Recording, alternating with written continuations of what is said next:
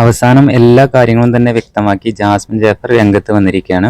അപ്പോൾ ഞാൻ വിശ്വസിച്ച സുഹൃത്തുക്കളെല്ലാം എന്നെ ചതിച്ചു എന്നും ദൈവം അവർക്കുള്ളത് കൊടുക്കുമെന്നും ഞാനായിട്ട് ഇതിനെ ഇറങ്ങുകയാണെങ്കിൽ അവർക്കിത് താങ്ങില്ല എന്നൊക്കെ ജാസ്മിൻ പറയുന്നുണ്ട്. എന്തെന്ന് വെച്ചാൽ അതിനേക്കാൾ വലിയ തെളിവുകളൊക്കെ എൻ്റെ അടുത്തുണ്ട് എന്നും ജാസ്മിൻ പറയുന്നുണ്ട്.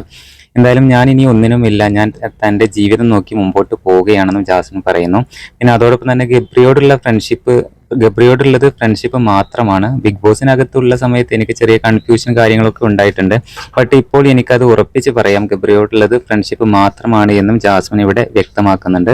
എൻ്റെ എൻഗേജ്മെന്റ് കഴിഞ്ഞു എന്ന് പറഞ്ഞ് അത് വെറുതെ പറഞ്ഞ് പരത്തുന്ന കാര്യമാണ്. എൻ്റെ എൻഗേജ്മെന്റ് ഇതുവരെ കഴിഞ്ഞിട്ടില്ല എന്നും ജാസ്മിൻ വ്യക്തമാക്കിയിട്ടുണ്ട്.